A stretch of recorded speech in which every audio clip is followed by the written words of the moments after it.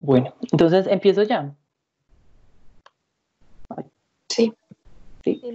Bueno, entonces, pues el día de hoy les voy a hablar sobre la neurofibromatosis tipo 1 o la enfermedad también que se conoce enfermedad de von Recklinghausen. Entonces, bueno, mi nombre es Mauricio Castrillón Aristizábal, yo soy estudiante de octavo semestre.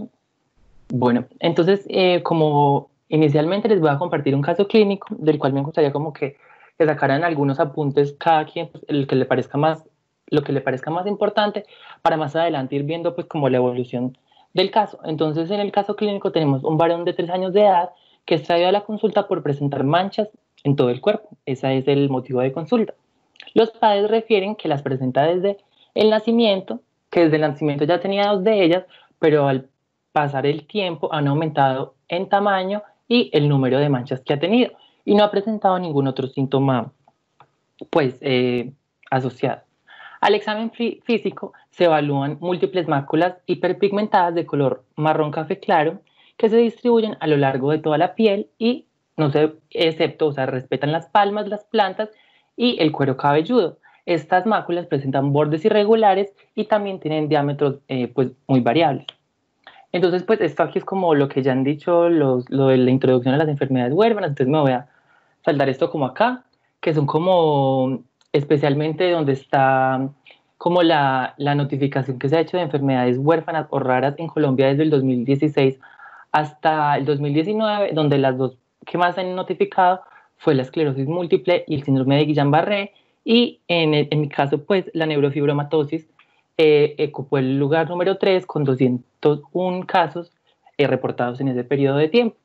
Entonces, ¿qué es la neurofibromatosis? Entonces, la neurofibromatosis también se conoce como enfermedad de von Recklinghausen. Entonces, es una enfermedad que tiene una herencia autosómica dominante con una penetrancia completa y expresividad variable. Este punto es muy importante en la enfermedad, ya que, ¿qué quiere decir penetrancia completa? La penetrancia completa quiere decir la expresión que tiene el genotipo en el fenotipo. O sea, la mayoría o el 100% de los pacientes que tengan la mutación van a tener una expresión fenotípica de ese genotipo, pero expresividad variable quiere decir el grado de expresión de ese genotipo.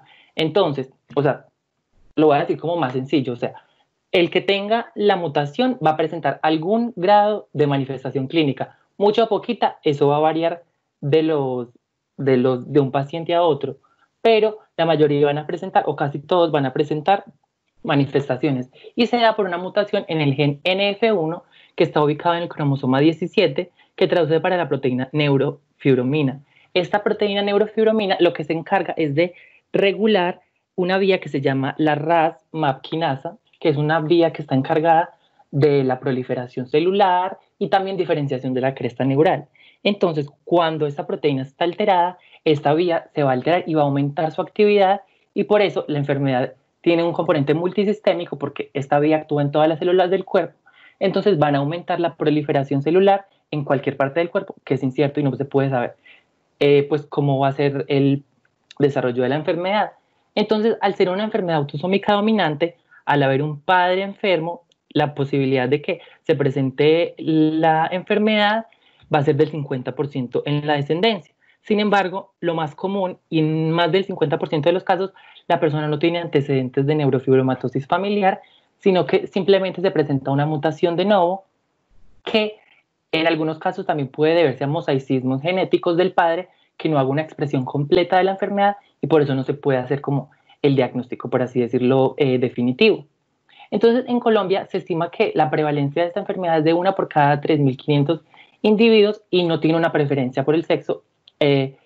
Afecta igualmente a hombres y mujeres, y como se los había dicho anteriormente, se reportaron 201 casos en el periodo del 2016 al 2019. Bueno, entonces el propósito de esta charla, más que todo, más allá de hablar como del tratamiento y así, es más aprenderla a identificar por medio de las manifestaciones clínicas, ya que esta enfermedad es muy importante el seguimiento que se hace a largo plazo del paciente, o sea, de ese seguimiento que hagamos, y más que todo el médico general desde la atención primaria, va a depender mucho el pronóstico que vaya a tener el paciente, porque ya el tratamiento va a ir muy ligado a las manifestaciones que tenga, y ya va a ser más necesario como un, a ver cómo decirlo, se necesita como un cuidado más especializado para eso. Entonces voy a hablar más que todo de las manifestaciones clínicas. Entonces, como les dije, al verse afectado esta vía de la proliferación celular puede afectar cualquier órgano del cuerpo. Sin embargo, es más común que tenga afecciones cutáneas, oculares y manifestaciones neurológicas. Entonces vamos a iniciar con una de las más comunes, que son las afecciones cutáneas. Tenemos por acá las manchas café con leche, que son bastante comunes en estos pacientes y ahí tienen como ciertas características. Entonces son unas máculas que son hiperpigmentadas, que son de color marrón claro y que se distribuyen a lo largo de toda la piel y respetan las palmas, las plantas y el cuero cabelludo. Presentan bordes irregulares, no tienen unos diámetros que son estándar, son muy variables los diámetros y prácticamente la mayoría de los pacientes o las presentan al nacer o en los primeros 4 años de vida. Y aquí tenemos otras que son las efemérides axilares, serían estas de acá, que también se conoce como el signo de Crow, efemérides axilares o efemérides intertriginosas, porque aunque lo más común es que se encuentren en los pliegues, en el pliegue axilar, pueden encontrarse en cualquier superficie intertriginosa y también perioral, que también es común. Algo importante es que estas dos manifestaciones, tanto las manchas café con leche como el signo de Crow, aunque son bastante comunes, no son patognomónicas de la enfermedad. Entonces, aunque veamos a un paciente con manchas café con leche y esto, no podemos asegurar que el paciente tenga el diagnóstico de neurofibromatosis, ya que, por ejemplo, las manchas café con leche se encuentran hay una gran variedad de síndromes genéticos que se presentan con manchas café con leche. Por ejemplo, el síndrome de Legius o Legius, que presenta manchas café con leche y signo de Crow, es, por así decirlo, una neurofibromatosis sin lo malo de la neurofibromatosis. Entonces, el diagnóstico también que hagamos va a tener un impacto sobre la calidad de vida que tengamos sobre el paciente. Otra manifestación clínica, y por así decirlo, que se podría decir que esta sí es más patognomónica que las manchas café con leche, son los neurofibromas, que son tumores que derivan de los nervios periféricos y la envoltura. Entonces, los neurofibromas son muy variables, pueden ir desde simples cambios de coloración en la piel, como el que vemos acá. ¿Sí ven con lo que estoy señalando o no se ve nada? Sí, Mauro. Sí. Bueno, entonces puede ir desde simples cambios en la coloración de la piel, como esta de acá, hasta cambios muy drásticos como estos o que incluso tiene asociado hipertrofia y cambios de la dermis y epidermis. Entonces, generalmente se tienen como dos tipos, que son los neurofibromas cutáneos y los plexiformes. Estos de acá serían los cutáneos y estos serían los plexiformes. Entonces, los cutáneos son pápulas, nódulos, que son pedunculadas o pueden ser cupuliformes, que son blandos a la consistencia, gomosos y presentan un signo muy especial, que es el signo del ojal. El signo del ojal es que esta protuberancia o este neurofibroma se inserta a la piel cuando le hacemos la presión con el dedo. Ese es el signo del ojo. Y los de acá tenemos los plexiformes, que los plexiformes presentan una característica muy importante al tacto y a la consistencia, que se conoce como en saco de gusanos, porque en general como son derivados de la envoltura de los nervios, entonces presentan como que ese aumento de lo que los recubre, entonces tienen como esa textura que es muy característica.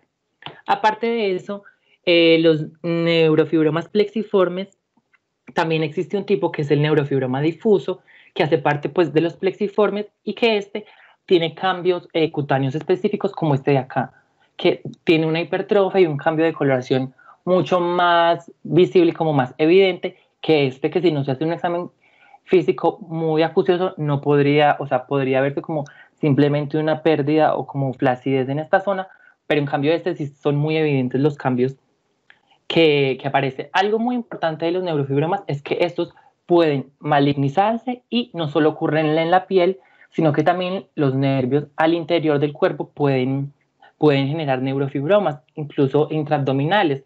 Entonces hay que tener en cuenta signos importantes, por ejemplo, como el dolor, que desfiguren al paciente o que, por ejemplo, aumenten de tamaño o que la consistencia sea mucho más dura, nos deben hacer pensar de signos como de malignización.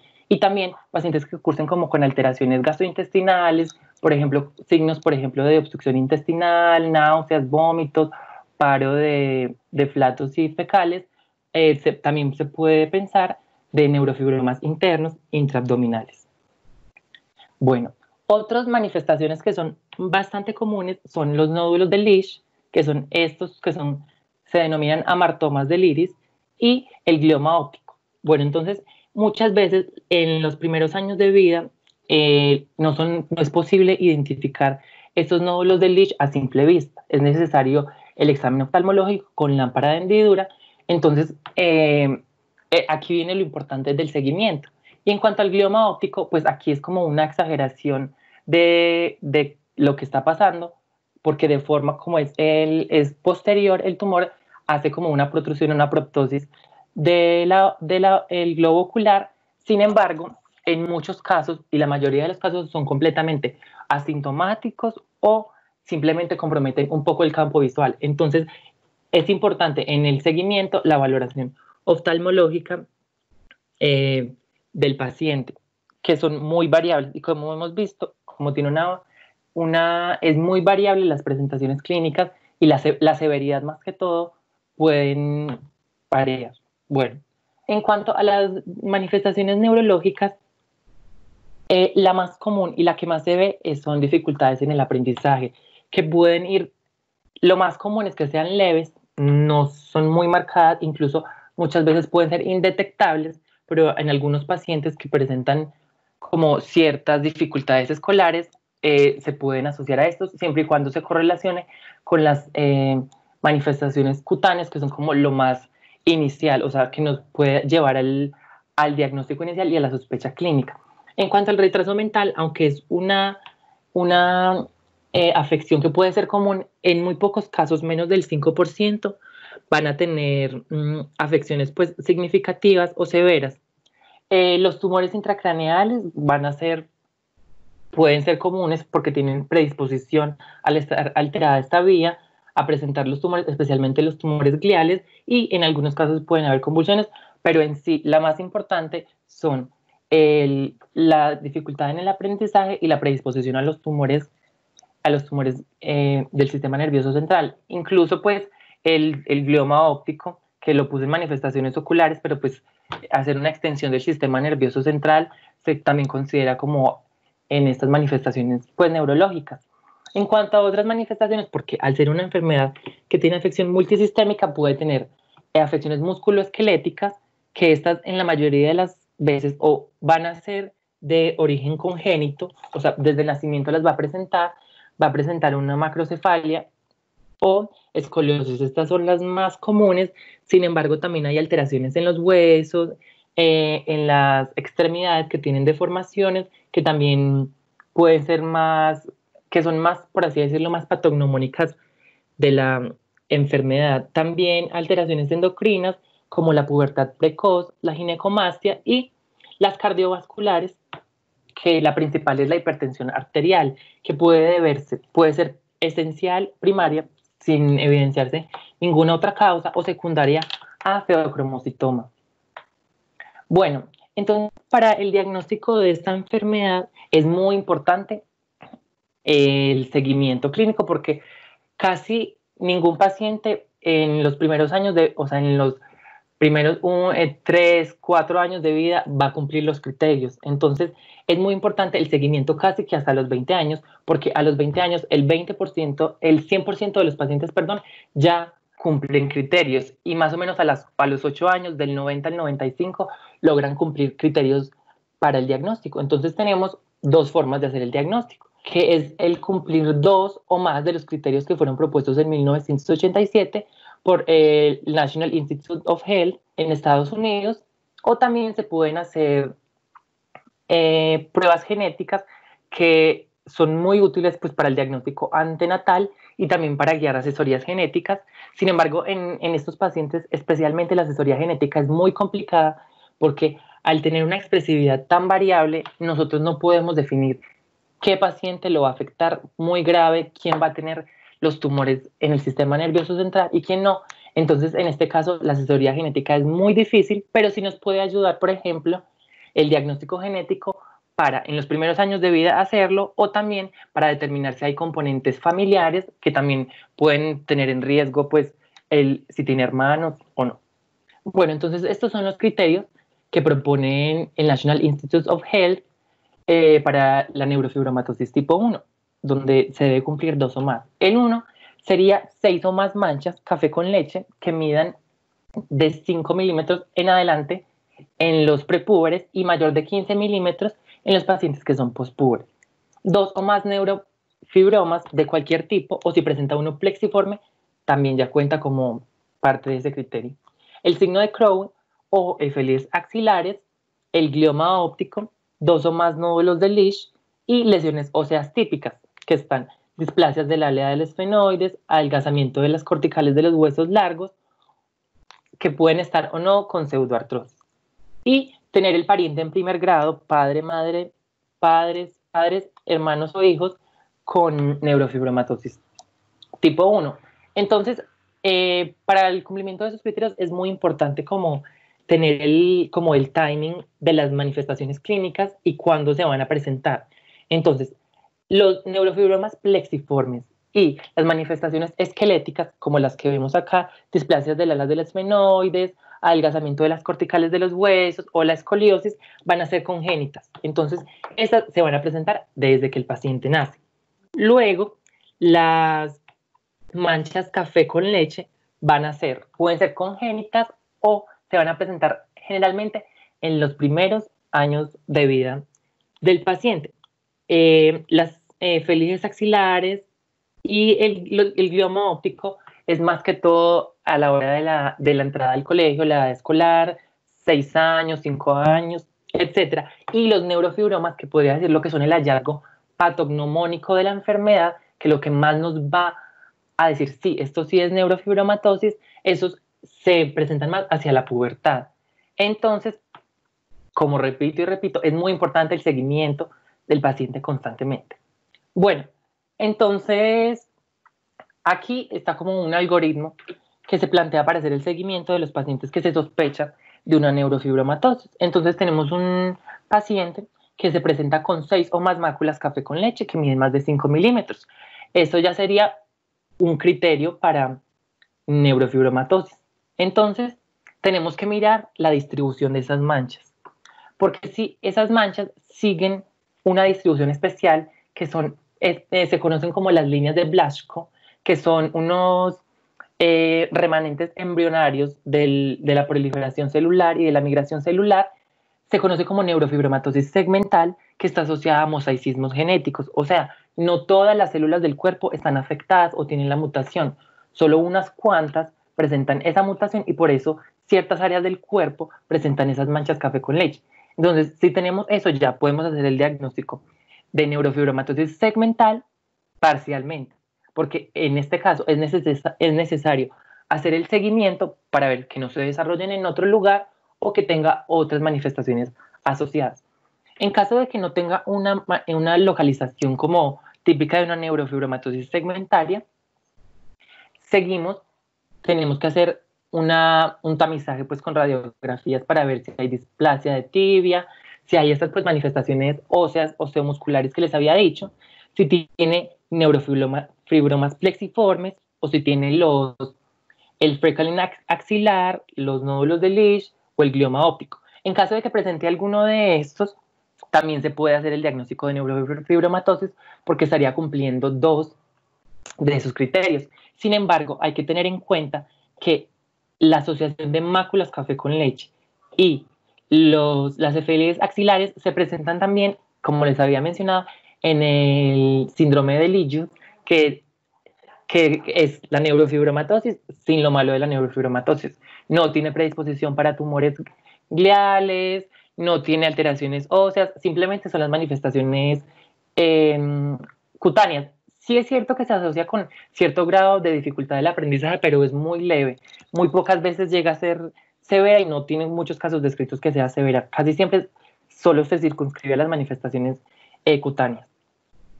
Y entonces ya, si tenemos disponibilidad o no, hacer un test genético que pues si nos sale positivo nos va detectar la mutación, ya tenemos el diagnóstico. Sin embargo, en nuestro medio pues no es tan fácil decir que de primerazo se hace un diagnóstico genético.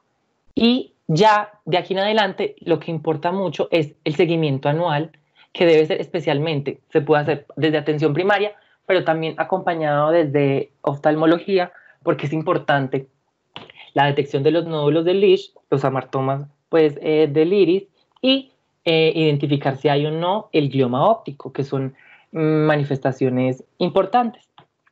Entonces, si al paciente no solo tenía las máculas café con leche, pero le salieron el freckling axilar, entonces está cumpliendo dos criterios, podemos considerarlo, pero teniendo en cuenta que si solo son esos, el freckling y las manchas café con leche, el síndrome de Lesch. Ya, si tiene neurofibromas o los nódulos de Lesch, pues ya sí serían más criterios más fuertes que se dan para el diagnóstico. Entonces, es muy importante que ya de aquí en adelante, una vez se tenga el diagnóstico, hacer el seguimiento para ver cuáles son las necesidades del paciente, porque en realidad, hablando pues como del tratamiento y el pronóstico del paciente, no se tiene una forma de ver qué tan grave va a ser la enfermedad, ni se puede frenar la enfermedad.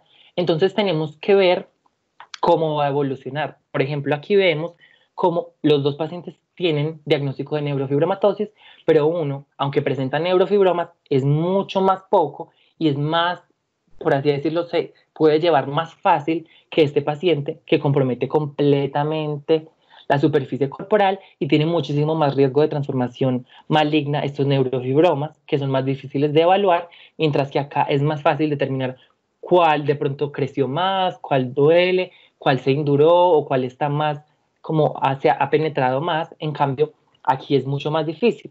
Por lo tanto, es muy difícil decir cómo establecer un tratamiento general, sino que es un tratamiento individualizado y recalcar la importancia del seguimiento. Y en general, estos pacientes cuentan con 10 o 15 años menor esperanza de vida que la población en general, pero esto es haciendo pues la asociación con los pacientes que tienen la expresión muy fuerte de la enfermedad, pero no sé, como, a ver, como a favor de esta enfermedad sería que gran parte de ellos pueden presentarse solo con los neurofibromas y las máculas café con leche y estos no progresan a formas tan graves y en realidad no los pone como en un riesgo muy alto. Sin embargo, el seguimiento continuo a partir de que se haga el diagnóstico, o sea, en la infancia hasta los 20 años, lo importante del seguimiento es para hacer el diagnóstico, para poder llegar a neurofibromatosis tipo 1. Sin embargo, a partir de los 20 años en adelante, lo importante del seguimiento es determinar complicaciones secundarias a ese diagnóstico, que van a ser los tumores intracraneales, que son los principales, y también otros tipos, por ejemplo, las leucemias.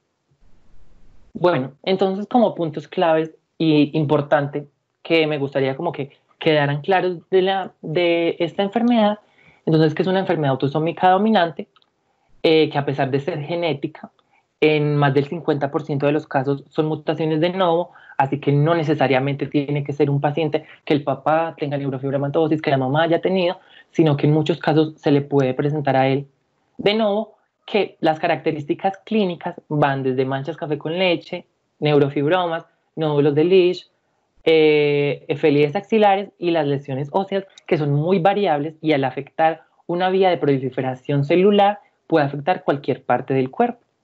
El grado de expresión de la enfermedad del genotipo es muy variable, no lo podemos predecir y no podemos saber a quién le va a ir bien o a quién le va a ir más mal. Entonces, lo importante del seguimiento y que tienen un mayor riesgo del desarrollo de leucemia mielomonocítica, variedad de tumores extracutáneos como es el glioma óptico, el feocromocitoma y tumores del sistema nervioso central y muy importante que requiere un abordaje multidisciplinario. Desde la atención primaria se puede hacer un seguimiento, no es necesario tener un dermatólogo, un neurólogo para hacer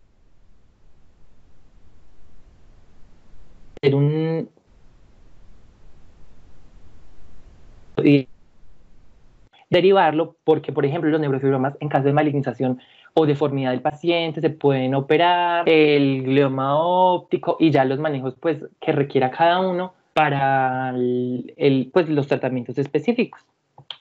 Y ya, eso sería todo. Muchas gracias.